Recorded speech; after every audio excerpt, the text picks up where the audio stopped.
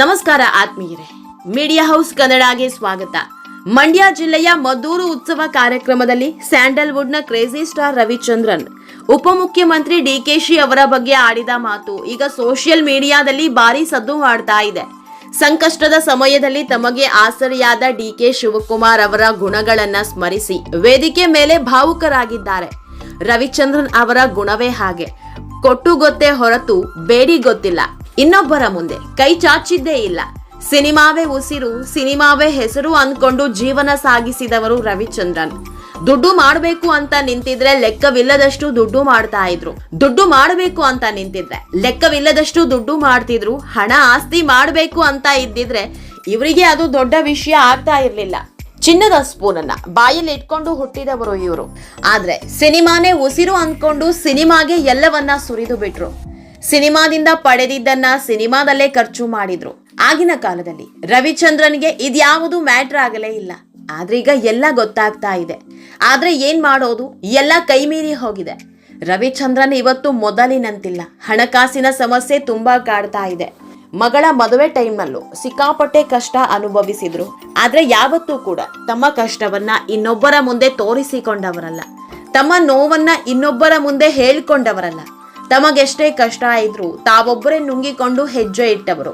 ಹೀಗಾಗಿಯೇ ತಮ್ಮ ಕಷ್ಟ ಕಾಲದಲ್ಲಿ ಕೈ ಹಿಡಿದ ಡಿಕೆಶಿ ಬಗ್ಗೆ ಮನದಾಳದ ಮಾತುಗಳನ್ನ ಹಂಚಿಕೊಂಡಿದ್ದಾರೆ. ಡಿಕೆಶಿ ಮಾಡಿದ ಸಹಾಯವನ್ನ ಎಲ್ಲರ ಮುಂದೆ ಹೇಳ್ಕೊಂಡು ಭಾವುಕರಾಗಿದ್ದಾರೆ. ಇದೆಲ್ಲದ್ರ ಬಗ್ಗೆ ಇವತ್ತಿನ ವಿಡಿಯೋದಲ್ಲಿ ಹೇಳ್ತಾ ಹೋಗ್ತೀವಿ. ಅದಕ್ಕೂ ಮೊದಲು ನೀವಿನ್ನೂ ನಮ್ಮ ಚಾನೆಲ್ನ ಸಬ್ಸ್ಕ್ರೈಬ್ ಮಾಡಿಲ್ಲ ಅಂದ್ರೆ ಮಿಸ್ ಮಾಡಬೇಡಿ, ಈಗಲೇ ಸಬ್ಸ್ಕ್ರೈಬ್ ಮಾಡಿ. ಈ ವಿಡಿಯೋನ ಕೊನೆವರೆಗೂ ನೋಡಿ, ನಿಮ್ಮ ಅನಿಸಿಕೆಗಳನ್ನು ಕಾಮೆಂಟ್ ಮಾಡಿ. ಆತ್ಮೀಯರೇ, ಅದು ತುಂಬಿದ ವೇದಿಕೆ, ಸಾವಿರಾರು ಜನರಿದ್ದ ಕಾರ್ಯಕ್ರಮ. ಡಿಕೆಶಿ ಕೂಡ ಅದೇ ವೇದಿಕೆಯಲ್ಲಿದ್ರು. ಈ ವೇಳೆ ತಮಗೆ ಮಾಡಿದ ಸಹಾಯದ ಬಗ್ಗೆ ಮನಬಿಚ್ಚಿ ಮಾತನಾಡಿದ್ದಾರೆ. ಮನುಷ್ಯನ ಜೀವನದಲ್ಲಿ ಕೆಲವೊಮ್ಮೆ ಕಠಿಣ ಸಮಯ ಎದುರಾಗುತ್ತೆ. ಅಂತಹ ಸಂದರ್ಭದಲ್ಲಿ ಯಾರಾದ್ರೂ ಸಹಾಯಕ್ಕೆ ಬರ್ತಾರಾ ಅಂತ ನಾವು ಕಾಯುತ್ತೇವೆ. ನನಗೆ ಯಾರ ಮುಂದೆಯೂ ಕೈ ಚಾಚುವ ಅಭ್ಯಾಸ ಇಲ್ಲ. ಆದ್ರೆ ನಾನು ಸಹಾಯ ಕೇಳುವ ಮೊದಲೇ ನನ್ನ ಕಷ್ಟ ಅರಿತು ಬೆನ್ನೆಲುಬಾಗಿ ನಿಂತವರು ಡಿಕೆಶಿ. ನಮ್ಮದು 40 ವರ್ಷಗಳ ಅಪರೂಪದ ಸ್ನೇಹ. ನಾವು ಶಾಲಾ ದಿನಗಳಿಂದಲೂ ಸ್ನೇಹಿತರು. ಸುಮಾರು 40ರಿಂದ 50 ವರ್ಷಗಳ ಒಡನಾಟ ನಮ್ಮದು. ಆದ್ರೆ ಇಷ್ಟು ವರ್ಷಗಳಲ್ಲಿ ನಾನೆಂದಿಗೂ ನಮ್ಮ ಸ್ನೇಹವನ್ನ ಸ್ವಾರ್ಥಕ್ಕೆ ಬಳಸಿಕೊಂಡವನಲ್ಲ. ಆದ್ರೆ ಇತ್ತೀಚಿನ ದಿನಗಳಲ್ಲಿ ನನ್ನ ಹೆಗಲ ಮೇಲೆ ಕೈ ಹಾಕಿ ಆತ್ಮೀಯತೆಯಿಂದ ಮಿಡಿದ ಅವರ ಗುಣ ದೊಡ್ಡದು. ಸಿನಿಮಾ ರಂಗಕ್ಕೆ ಬಂದು 40 ವರ್ಷಗಳಾದ್ರೂ ಈ ರೀತಿಯ ಪ್ರೀತಿ ಕಂಡಿರಲಿಲ್ಲ.